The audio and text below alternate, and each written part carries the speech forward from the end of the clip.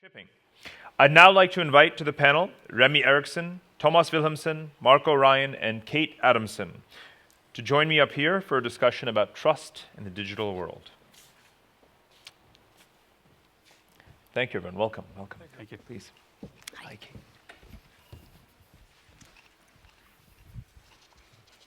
So we have been hearing a lot about disruption this morning, both from before the break and now in these presentations, and the need for the shipping industry to partner with the technology sector to generate these new business models. So, Remi, what do you see as the role for DNVGL and in class in supporting these changes, and what do you see as the greatest barrier to the industry making that leap to cooperate more? Well, the primary role for class is and has always been to provide trust between different stakeholders in the maritime industry. And we do that through providing independent technical assurance on their assets from design and construction all the way into operations. And class can support this digital transformation that we now see in two dimensions, I think. One is to help qualify the technologies that are needed. And secondly, maybe more important, is to help connect previously unconnected data sets. And we in DNVGL, we have been working on this for some time now. And what are we doing? We are working on the whole data value chains, all from the data sensors to the algorithms and the decision making. So we've talked a lot about data, but now data sharing and trust in data sharing is another issue. Can you touch on that a little bit more? Yeah, I think that's the two barriers, as I said. Some is on the technology. It has to be seen as secure, and I think class can contribute in that. But the other part is sharing, and it's related to proprietary data. And I think class has been entrusted with data for hundreds of years, and I think we can also play a role in making previously unconnected data sets to come together and to create new insights. Because using sensors is not a new thing within a particular domain. So it's this cross-pollination between different domains, I think, will create the value going forward. And you're an innovator in terms of the way in which you've built bridges with Silicon Valley. How has your organization done it? How deeply embedded are those relationships? What can you share with the other firms in the room about how they can approach and build those relationships? Now we have been working with the Haas School of Business in California at Berkeley for some long time. We are training our technology leaders. We have had now 300 of our technology leaders through the program, and a core focus of the program has been on digital.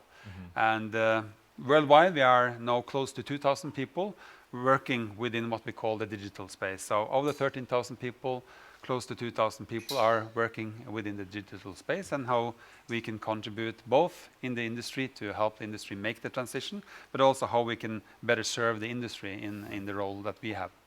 Let's take another real-world example of a partnership, Marco. We've been reading with interest about Wärtsilä's agreement with Carnival earlier this year. Can you describe the challenges that you've been facing in implementing this performance-based agreement? Well, I think any new business model such as that, where you have it's unproven, if you like, in terms of it's brand new, takes a while to bed in. So there are certain principles behind it. One is that this is absolutely about openness, transparency, and trust. So we are rewarded and penalized based on outcomes, based on value created. It's a very value-centric model. Therefore, key digital components of that, things like availability of the data, the cleanliness of the data, using our existing data sort of assets and tools, optimization, conditions-based monitoring, predictive algorithms, all play a fundamental role in that. But ultimately, this is about co-creation. This is about collaboration. We have joint war rooms. We plan together, we train together, we use technology to support the training. So this is an investment together over a period of time, in this case 10 years, to make sure we drive the value. You listed many aspects of digitization right there, which means obviously there's a lot of data at stake. How about the discussions on the ownership of data? Well, we're very clear about that. All our customers own their data.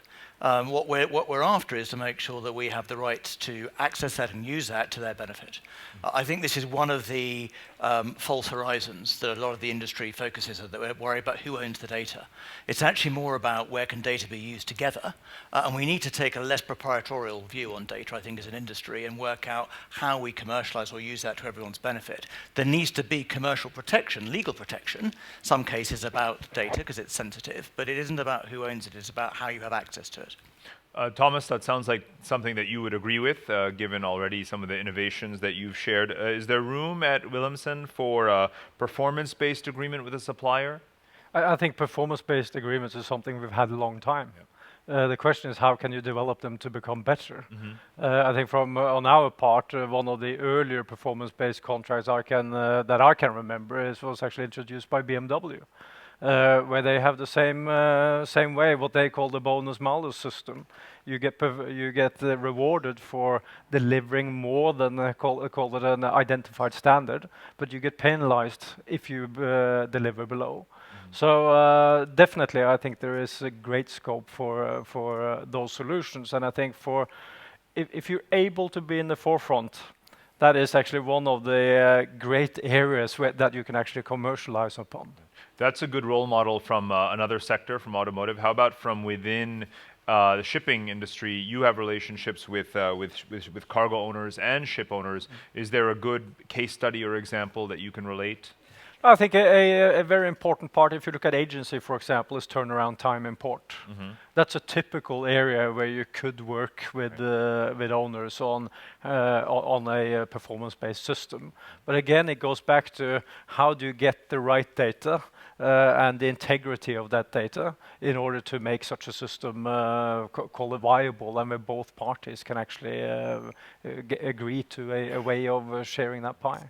Now, internally, share with us a little secret on how you're stimulating Silicon Valley thinking inside the company. I probably shouldn't have made that statement, but I think from our point of view, we are not a technology company, but our job is to utilize technology or other solutions, put it into, say, a business model that we can commercialize and add value to our customers. And since we do not have an R&D department, or we do not sit there and fiddle with little things to the same extent as some other companies, so it's about that cultural transformation. I think that's the key. We are 18,000 people in our company, and all of them needs to have a mindset, not only when it comes to technological and digital development, but in other areas as well. They need to have a mindset where they actually dare to take on some of these challenges, and also dare to, in a way, push it forward, dare to fail at times. Kate, this sounds, you're already nodding. This is right up your alley in terms of your advocacy for change within the industry. How do you phrase or give this advice to your clients, to those in the owners and suppliers in the industry? What you have, to put this in context, is a range of global megatrends, as you were talking about, a range of exponential breakthrough technologies, and very importantly, generational mindsets. These three things are having a combinatorial effect. It's going to profoundly change the world, and it's giving rise to the digital economy, the DX economy, as you mentioned. Now, the digital economy is powered by information flows. So in order to be relevant and add value, you have to develop an infonomic mindset. You have to start working out how you get economic value from the data you have within your organization, data you have access to, and more importantly, data you have between organizations, which is where collaboration comes in. So the most important thing that a company can do now, or individuals can do now, is to start developing that infonomic mindset. Well, this data, though, data as an asset class, data as really having this economic value, is becoming rapidly commoditized. So talk to us a bit about how differentiation is going to occur as these technologies spread across the industry. Okay, well, I think Zanetta was mentioned earlier. Zanetta is a great example. Now, if shipping is as commoditized as I think a lot of ship operators think it is, then you would assume that people benchmarking their freight rates via Zanetta would be desperate to be paying the least.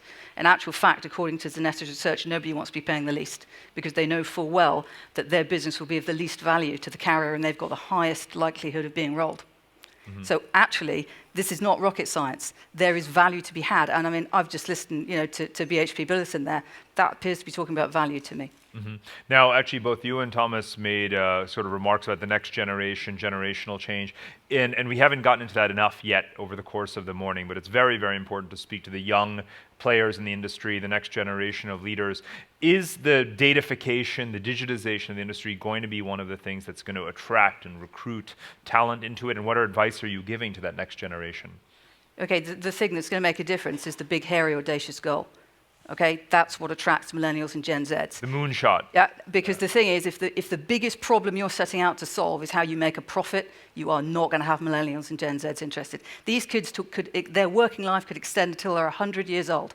You've got to offer them more than money. Any other follow up on that? I think it's a good final comment.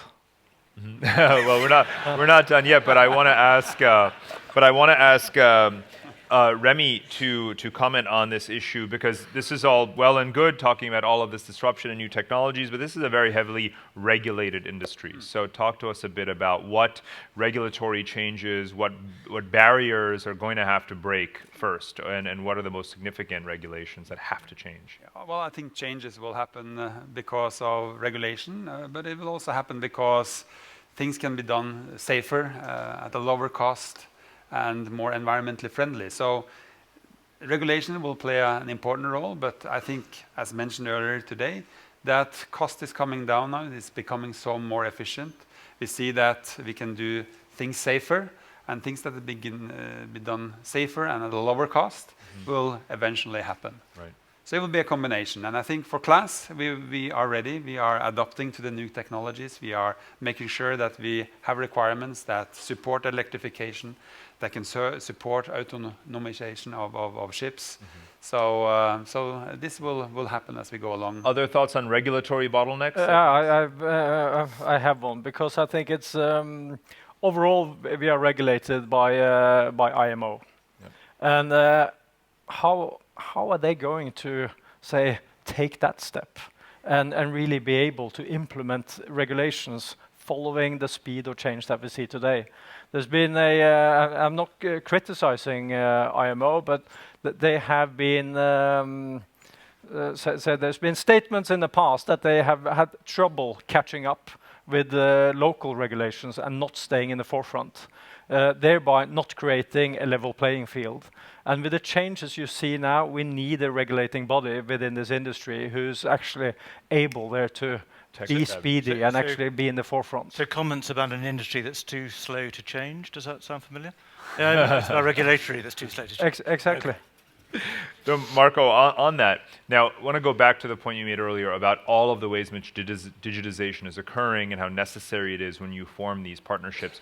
What can we learn from your experience, and what advice do you have around how we can get the most out of digitization? Because there's leakage, there's lack of optimization, we're not necessarily even understanding well enough all of the data streams that are available, either that we have individually or that you get through these partnerships. So what do we need to do better to optimize around all of this data available? Marco, and certainly Kate, please weigh in on that as well. I mean, I think there are 3 or 4 particular points. The first is that some of it is internal. We've heard that today. This is actually about a culture change program for a lot of organizations to enable an organization where the expertise sits to become more in that mindset. But I think there are things that we need to do much more in industry, and much more. We talked about partners and enemies and friends, the frenemy economy. We need to be much more open. We need to have systems-wise, we need to have more cybersecurity, for sure.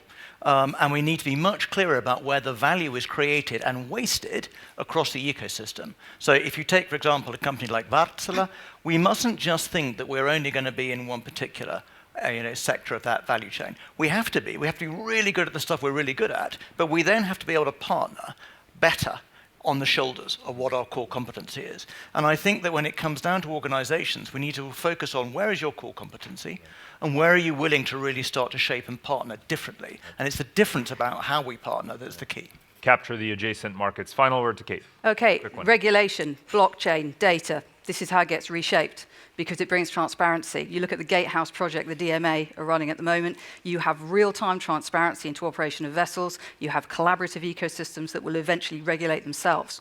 That's probably where we're going. And that's where the importance of data comes, because that's an economic value. It's a positive reinforcement. Those who operate ships above and beyond compliance win. At the moment, it's an unlevel playing field. As you say, we need to use the technologies disrupting us to our advantage. Final word. I would like to just say that leave the audience with a positive word on shipping, because we will be using the ocean more in the future, because people will be living closer to the ocean. We will use the ocean for, food. We will use it for energy, and we will use it for transportation. So I think shipping will be used differently. The ships will change. The systems around it will be used the oceans, and shipping will be important, maybe in a different format. It is a Good. Talk very, the very industry up. important point. Yeah, indeed. I think that's what we're here to do. That was a panel at the speed of data. Thank you. Thank you, everyone. Thank you so much. Thank you so much. Thank you.